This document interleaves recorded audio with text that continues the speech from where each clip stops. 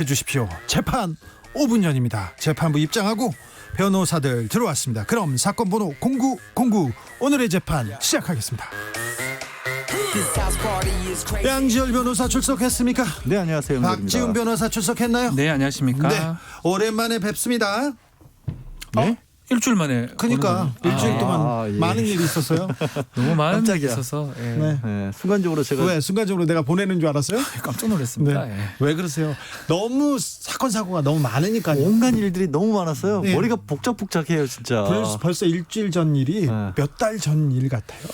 같은 뉴스를 뭐 한 10번씩 다룬 것 같아요. 아니 박지훈 변호사는 같은 뉴스를 하루에 10번 다루잖아요. 지금 추미애 장관 얘기는 하루에 계속 한 서너 번씩 계속 반복돼서 하는 것 같습니다. 네, 근데 이 추미애 장관 아들 문제 이게 뭔지 의견 엇갈리고 뭔지 복잡해 죽겠어요. 네. 자, 군 법무관 출신 박지훈 변호사 그렇죠. 이 내용 팩트 체크 좀 부탁드릴게요. 일단은 최초의 문제 제기가 휴가 미복귀부터 시작이 됐습니다. 휴가 미복귀. 예, 자대 배치 의혹도 있고 자대 배치 요구 의혹도 있고 평창 올림픽 있는데 그거는 빼버리고요. 네. 일단 휴가 미복귀 관련해서 일단 처음에 병가를 2번 1차 2차 했던 거하고 그게 안 되니까 자신의 개인 휴가를 썼던 거. 그래서 혹시 이거 군무 이탈을 하려고 한 건데 이거 부대에서 압력 행사를 받아서 봐준 거 아니냐. 그렇게 시작됐던 거고 지금 실제로 군무 이탈죄 등등으로 지금 고발 조치가 되어 있고요. 조사가 진행 중인데 이제 이 변호인 측에 좀 얘기가 좀 나왔죠. 미국 규정, 그러니까 미 육군의 카투사기 때문에 규정이 적용되기 때문에 한국군 육군 규정과 좀 다르다라는 얘기를 했고 또 한편으로는 무슨 소리 하느냐. 한국군인 지원단 국군 지원단인데 왜 미군 규정이 적용되느냐라고 이렇게 얘기가 되고 있는데 제가 좀 확인을 좀 해봤어요. 좀 확인해 보니까 인사나 이런 큰 틀은 한국군 육군 규정이 적용이 되고요. 이 휴가나 외출 외박 이런 거는 미군 카투사 규정을 적용시키더라고요. 그래요? 예. 이것도 다른 얘기인 거예요. 아이고 어려워져요. 약간 복잡합니다. 차이가 있는데 네. 이렇게 보면 돼요. 규정은 사실은 말 그대로 행정 절차를 위한 규정이에요. 육군 규정 같은 경우는. 그러니까 훈련보다 더 밑에 하위 규정이거든요. 사실 법을 좀 봐야 되겠죠. 저도 이 얘기를 짚고 싶었어요. 그러니까 박 변호사가 얘기한 것처럼 언론에서도 지금 누구 쪽 말이 맞느냐, 어느 쪽 규정을 따르는 게 맞냐, 왜 한국 사람인데 미군 규정을 따르느냐. 그 얘기 지금 많이 하고 있죠. 지금 네. 미군 부대 소속이니까 미군 규정을 따라야 된다 이런 얘기들이 많은데 좀 답답한 게 이거 이미 그때 당시에 휴가를 연기를 해줬다, 승인을 해줬다라는 사람이 있습니다. 이미 제대한 당시의 책임자가. 그러면 그 사람에게 군부대에서도 상당한 정도의 재량권이라는 게 있습니다. 그렇죠. 그러니까 이 휴가 하나 내줄 때마다 장교들이 법전 펼쳐가면서 할 리는 없고요. 그러니까 정말 위법한 정도의 범위를 넘어서는 게 아니라면 그 사람 얘기가 가장 중요한 거거든요. 그 사람이 맞습니다. 또 책임자고요. 네, 근데 그분은 이미 전역을 했고 네. 그분은 아무 문제 없이 내가 내 권한 내에서 해준 거라고 했는데 이거를 막 줄수시면서 이 규정 갖다 대고 저 규정 갖다 대니까 정말 큰 무슨 뭐가 있는 것처럼 보이는 거예요 지금. 이 육군 규정 같은 경우는요. 시행령, 시행규칙보다 더 하위인 가급적이면 이렇게 절차를 진행하자라는 거고요. 그걸 위반했을 때 뭐 문제가 될 여지도 없습니다. 뭐 될 수도 있겠지만요. 네. 그래서 가장 중요한 건 법이거든요. 근데 사실은 군대를 우리 양지열 변호사나 뭐 주진우 우리 진행자는 옛날에 다녀왔잖아요.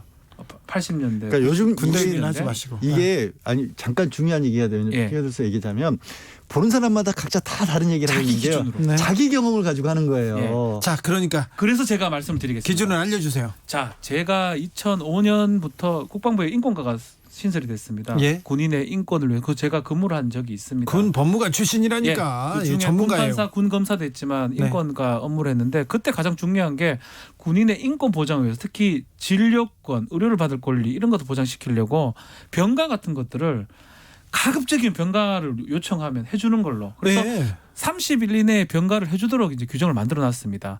마찬가지로 이 지금 나이가 한 40, 50대 되는 그분들이 군대에 있을 때하고 또 지금 20, 30대 좀 다른 게 인권과가 만들어져 참여정부 시대부터 만들어졌거든요. 그때부터 자신의 휴가는 범위 내에서 쓸 수 있도록 돼 있습니다. 다만 부대에서 너무 많이 가서 3분의 1 이상의 휴가를 하면 안 되지만 그거가 맞아떨어지면 승인권자인 지휘권자가 허가해주면 그때부터 이 휴가가 되는 거예요. 그러니까 네. 예를 들어서 네. 너는 복무 기간 내내 전체가 60일을 쓸 수 있다 그러면 그 기간을 넘기지 않는 한 다 이 쓸 수 부대 있습니다. 승인권자에 의해서 쓸 수 있다라는 얘기잖아요. 어떤 사람은 한 달 동안 쓰는 사람도 있어요. 제대하기 직전 30일 군에서? 동안 쥐가 원하면 지가 그렇게 쓰는 거예요. 예. 근데 다만 지휘권자가 뭐 지금 중대장이면 중대장, 대대장이면 대대장이 야, 너 혼자 지금 많이 나가면 안 된다. 지금 부대 인원 모자란다. 그래서 불허할 수는 있는 거예요. 근데 이제 허가를 해줬다 그러면 지금 녹취상으로 본인이 해줬다라고 하는 네. 거거든요. 그러면 법적으로는요, 저는 문제는 없다. 법적으로 다만, 문제가 없습니까? 예, 법적으로는 지금 중요한 얘기가 뭐냐면요. 우리가 흔히 저한테 이제 그 변호사들한테 물어보는 것 중에 뭐 예를 들어 사업하시는 분들이 이런 얘기를 물어봤어요. 제가 이번에 섬유 수출 사업을 하려고 그러는데 그거 수출하려면 무슨 법을 따라야 돼요? 그건 없어요. 그러니까 자기 마음대로 되되 불법적인 걸 저지르지 않으면 되는 거예요. 큰 가이드라인만 있는 거고 박 변호사 짚은 것처럼 군 내의 규정이라는 것도 이게 정말 이 규정을 안 따르면 큰일 난다. 군용법으로 그건 처벌한다. 아닙니다. 이런 게 아니라 일종의 권고사항처럼 돼 있는 것들이라는 거예요. 실제로 명령이 떨어지면 그 명령은 구두로 할 수도 있는 거고요. 우리가 신고 같은 것도 구두로 하거든요. 근데 그거를 이제 근거하려고 서류를 두는 겁니다. 전산 작업을 하는 거고. 지금 사건에서는 여기서는 명령은 했는데 명령지 근거 서류가 없다라는 거거든요. 그거는 사실 부수적인 부분이라고 봐야 될 것 같고요. 그렇기 때문에 명령 소급해서 내리는 경우도 있어요. 사단장이 어떤 부대에 순시했는데 병사가 뭐 너무 잘하는 거예요. 야, 너 휴가 가. 포상 휴가라 그러죠. 이거를 특별 휴가라 그러는데 포상 휴가를 중대장이 대대장이 먼저 보내주고 나중에 명령지를 만드는 경우도 있습니다. 소급해서. 그런 경우는 많지 않습니까? 뭐 너무 잘하는 친구가 있으면 그렇게 해주죠. 예. 요건 특별 휴가입니다. 자기 휴가가 아니고. 예. 그런 경우도 있기 때문에 지금 우리가 큰 틀에서 좀 얘기를 해야 돼요. 법에 위반이 있느냐 이 부분을 봤을 때는 그게 가장 큰 중요한 요소죠. 휴가 관련되는 문제가 없다. 다만 이제 보좌관이 뭐 청탁하고 이런 부분은 저는 잘 모르겠습니다. 어떻게 진행되는지 알 수 없기 때문에. 근데 최초로 발단이 됐던 휴가 부분은 제가 봤을 때는 뭐 제가 경험한 바, 제가 군법무관을 오래 했고 이 규정들도 제가 많이 알기 때문에 이 법적으로는 군무이탈죄 등등이 성립할 여지는 없다고 생각이 됩니다. 야, 제가 박 변호사를 거의 10년 가까이 알고 있는데 최초로 전문가로 보이네요. 아니 그 분야에서는 최고 전문가니까요. 그러니까요. 예. 네. 예. 아니, 그런데 법무부 장관의 문제입니다.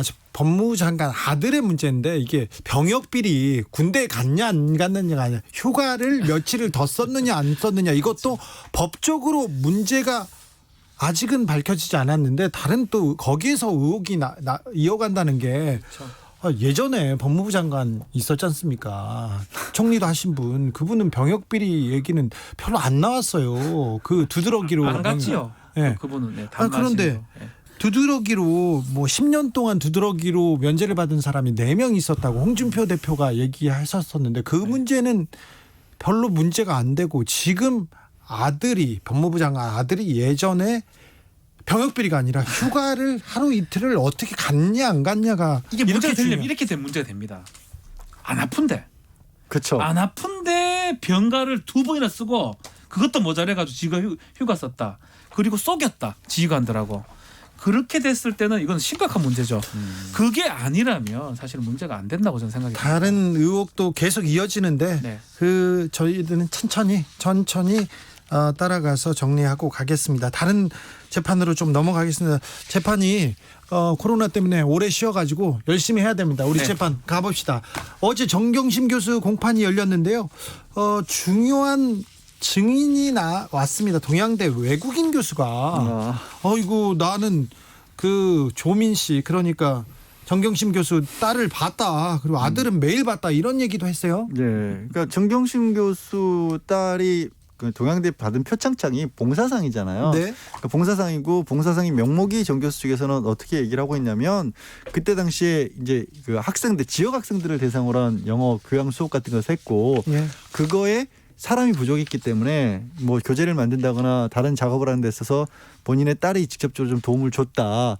그래서 그걸 가지고 표창장 봉사상을 받은 것이다라고 하는데 이 동양대 측에서 특히 최성해 총장을 비롯해서 검찰에서는 아예 간 적도 없다. 네. 왜 거기까지 갔겠느냐라고 지금 맞서고 있는 상황이잖아요. 네. 그래서 허위다. 그러니까 표창장을 위조한 것도 허위지만 그러니까 없는 표창장을 만들어냈지만 근거도 없다라는 건데 그 근거에 대해서 얘기하신 것처럼 증인이 나와서 너무 열심히 한다는 얘기를 많이 들었고 그래서 교수들끼리도 표창장이라도 하나 줘야 되는 거 아니냐라는 얘기를 했다. 이런 얘기가 외국인 나온 교수도 거죠. 이렇게 결정적인 증언을 했습니다. 그런데 재판부에서는 그렇게 재판부는 어떻게 보고 있는 것 같아요? 글쎄요, 뭐 이제 증인신문을 한 거니까 재판부의 심증을 뭐 드러냈다기 보기는 어렵고요. 예.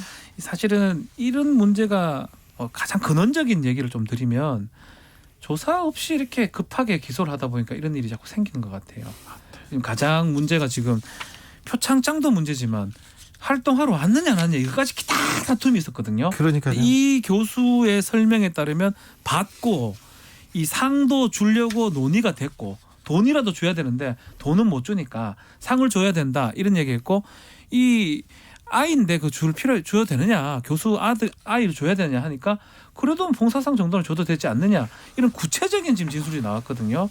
그래서 이런 부분이라면 재판부가 좀 심정이 흔들릴 수 있다. 유죄 심정을 갖고 있었다면 표창장도 어떻게 만들었는지 어떤 절차로 발급됐는지는 모른다고 하는데 아무튼 누가 만들었는지는 지금 특정을 못 하고 있지 않습니까? 재판에서. 그러니까 지금 사실 아까 제가 잠깐 언급을 한 것처럼요. 표창장을 위조했느냐 말았느냐는 그러니까 권한이 없는 사람이 이렇게 표창장을 찍어냈다라면 위조인 거거든요. 사실 그 안에 내용이 진짜인지 아닌지는 엄밀히 따지면 법적으로는 관련은 없어요. 네. 그런데도 불구하고 검찰에서는 안 왔다라는 얘기를 강조를 하고 있는 거예요. 없었다, 안 네. 보였다. 근데 그것과 반대해서 와서 활동을 했고 교수들 사이에서도 줘야 된다는 얘기도 나왔다는 거고요. 표창장을 누가 어떻게 만들었느냐에 관해서는 사실 이거를 이제 검찰에서 공소장에 나온 것은 정경식 교수 본인이 이 컴퓨터로 과거에 본인의 이제 아들이 받은 상에서 총장 명의 직인이 찍힌 부분들을 스캔을 받아서 그걸 여러 번 복잡한 과정을 거쳐서 뜯어붙이기로 조각조각 맞추기로 했다라는 건데 근데 이제 그것과 반대되는 얘기들이 좀 많이 나오고 있는 것 중에 어제 같은 경우에는 조교가 정 교수가 컴퓨터에 정말 서툴다라는 거죠. 네, 컴맹이라고. 네, 거의 컴맹 수준이다. 그러니까 문서만 작성할 수 있는 수준이고 결정적으로 이제 외국 유학을 하면서 우리는 이제 한글이라는 프로그램을 많이 쓰는데 한글은 아예 거의 쓰지를 못한다. 뭐 이렇게 뭐 표창장을 뭐 스캔해서 이미지 파일을 만들고 이런 건 못한다라는 얘기를 한 거죠. 네. 이거 처음 나온 얘기는 아니에요. 또 계속 이것도. 나왔던 예. 얘기입니다. 이것도 마찬가지로 조사가 제대로 됐었으면 본인 조사하고 그래서 뭐 제가 검사라고 하면 사실은 이런 과정을 이제 공소 사실을 시간, 장소, 방법을 구체적으로 기재해서 재판에 넣는 거거든요. 근데 수사를 되게 열심히 했는데 수사가 아주 부족했어요. 하나도 안 됐죠. 이게 네, 지금 부족했어요. 구성이 안 되는 상황이 돼버리면 이거를 컴퓨터로 위조를 한 건지 정말 짜집기를 한 건지 이건 본인들도 이 검사가 당연히 조사한 다음에 해야 되는데 그 부분이 입증이 안 되기 때문에 상당히 좀 난해한 상황. 재판이 이제 거의 막바지로 가는데 아직 그 죄를 지금 확정짓지 못하고 있는 걸 보면 그렇죠. 지난해 이맘때쯤이에요. 표창장 논란이 9월 있었을 6일이죠. 때 9월 6일. 그러니까 지난해 이맘때쯤에 뭐라 그랬냐면 파일도 나왔고 다 끝난다 그랬어요. 자 형사비 25부 임정엽, 권성수, 권선희 부장판사가 있는 형사합의 25부의 2부입니다. 이 부서가 대등재판부입니다. 네, 이 예. 부서가 이재용 삼성전자 부회장 재판도 맡게 됐습니다. 경제 부서고 네. 그리고 3명 다 부장급이에요. 네네. 그래서 3명 다 누가 하든지 간에 재판장이 되기 때문에 이 부서에서 맡게 될 거라고 우리가 예상했죠. 네. 이쪽 갈 거라고 생각했는데 결국 왜? 25부에서 왜 예상대로 될까? 컴퓨터가 추천을 했다는데. 에헤이, 네. 네, 들어오라고 그럴까요? 네. 네, 재판부가 됐습니다. 이 재판 어떻게 벌어질 것 같습니까? 어떻게 이어질 것 같습니까? 이제 드디어 네. 22일부터 이제 이재용 부회장이 재판에 출석합니다. 네. 뭐 사실은 뭐 이거는 뭐 어떻게 이루어질 거라는 거 저희가 지금 말씀드릴 수 있는 건 없고 네. 다만 이제 관심이 가는 건 전 이렇게 나오는 것 자체가 사실 뭐 좀 그렇긴 한데 벌써 이제 변호인단 어떻게 꾸릴 것인가가 언론에서는 주목을 하는 것 같아요. 예. 그러니까 지금까지는 주로 검찰 출신들이 왜냐하면 기소 전 단계니까 수사 단계였으니까 검찰 출신들이 많이 변호인단에 이름을 올렸었는데 이제 재판으로 넘어가니 법원 출신들을 많이 기용을 하지 않겠느냐. 이미 준비가 다 돼 있던데요. 아 그래요? 네. 예, 언론이 좀 늦네요. 주 기자님보다. 아유 그러면 예. 저기 준비가 다 돼 있어요. 그리고 이 판사님이 이렇게 있지 않습니까? 그러면 부장판사들도 있고요. 그 위에 있는 법원장도 있고요. 거의 포위를 하는 거죠. 영향을 미칠 만한 사람들은 다 이렇게 구합니다. 그래서 이렇게 사죠. 재벌들은 그렇게 하지 않습니까? 회장님들은. 지금 김현장도 뭐 한다는 뭐 얘기가 있고 아마 구성이 다 된 것 같습니다. 네. 다만 이제 창이죠, 창. 예. 창인 검찰은 지금 가장 삼성의 저승사자라고 불렸던 이복현 부장이 예. 강주 쪽으로 이제 갔습니다. 대전으로 갔죠. 죄송합니다. 대전으로 갔습니다. 네. 지방으로 가기 때문에 지금 부부장 검사가 지금 최재훈 부부장으로 제가 알고 있는데 네. 이제 담당을 해야 되는 상황인데 일단은 언론 보도에 따르면 창이 조금 무뎌진 거 아니냐. 좀 쉽지 않겠죠. 이복현 부장을 수도권으로 보내서 재판을 맡게 할 것인가, 공소유지를 맡게 할 것인가. 근데 그렇지 않고 대전으로 멀리 보냈어요. 예. 삼성의 그 바람대로. 그래서 요 부분 이분들은 좀 이복현 부장은 재판 공판 참여가 좀 어렵지 않을까 생각하는데요. 이거는 저는 만약 필요하다면 파견도 좀 가능하지 않을까 생각이 드는데 뭐 그건 모르겠습니다. 검찰에서 할 일이기 때문에. 현실적으로 근데 담당 업무 본인의 업무가 있는 상황에서는 어려워 보이고요. 그렇죠. 그러니까 오히려 지금 대신하겠다는 취지에서 같이 수사팀을 꾸렸던 이제 동부지검 남부에 있었나요? 그렇죠. 김영철 부장검사를 이제 서울중앙으로 파견해서 공판만 김영철 맡기겠다라고 부장을. 네. 하는 상황이죠. 네. 그분들이 이제 이 막강 호화 전관들을 다 상대해야 됩니다. 그렇죠.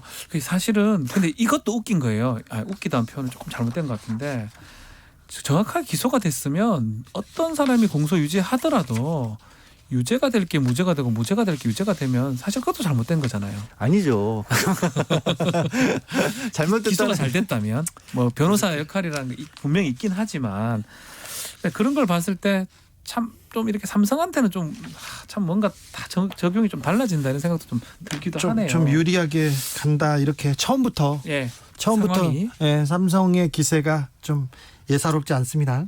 그러니까 또 변론하기에 저는 좀 편해 보여요. 처음에는 할 수 있는 거 제 생각입니다. 일단은 뭐 시세 조정이나 이런 게 아니라고 주장을 해볼 것 같고요. 예. 두 번째로는 이재용 부회장 이제 피고인이죠. 몰랐다라고 이렇게 주장을 할 것 같아요. 삼성에 지금 이번 재판 치르는 그 공식은 그냥 성립이 돼 있어요. 딱 두 개. 불법이 있었는지는 모르는데 불법이 아니라고 우리는 그 전문가들한테 듣고 했고 불법인지는 모르지만 이재용 부회장하고는 상관없다. 계속 선을 그을 거예요. 불법인지는 모르지만 뭐 경제적으로 그렇게 피해 준 건 없다. 또 이렇게 얘기할 겁니다. 금감원이나 증선이나 이미 불법 승계를 위한 주가 조작 그다음에 분식회계가 있었다고 증명이 됐지 않습니까? 그리고 고발을 한 거죠. 네. 정확히는. 그러니까 명확하니까 고발을 한 거 아니에요. 네, 그렇죠. 그리고 대법원에서도 불법 승계를 위한 뇌물, 불법 승계를 위한 다른 내용이 있다고 감옥에 갔지 않습니까? 국민연금 경영권 관계자들이. 승계를 해결하기 위해서 뇌물을 줬다. 그럼에도 변론할 땐 그 얘기 또 할 겁니다. 왜냐하면 또. 상당히 복잡하거든요. 그러니까 복잡하게 상당히 하면서 시간도 뭐 끌 것 같다는 생각 들고 궁극적으로는 지금 계속 얘기했던 몰랐다 이재용 부회장은. 네. 그렇게 아니죠. 이렇게 얘기할 수도 전개하겠죠. 있는 거예요. 경영권 승계와 관련해서 대통령이라는 지위 있기 때문에 막연하게 어떤 식으로든지 그와 도움을 받을 수 있을 거라는 생각을 했지만 실제로 하다 보니 합법적으로 다 했다. 네. 그렇게 될 이렇게 할 수 있는 거예요. 이게 무슨 말에 아니, 놀래요. 아니 그렇게 되는 겁니다. 네. 대통령이니까 언젠가 도움이 될 수 있으니까 뇌물은 줬지만 얘기할 수 실제 있죠. 그런 부분을 도움받은 것도 없고 다 합법적으로 했다. 뇌물은요. 뇌물 그러니까 얘기했잖아요. 뇌물을 준 이유를. 아니 그러니까요. 예.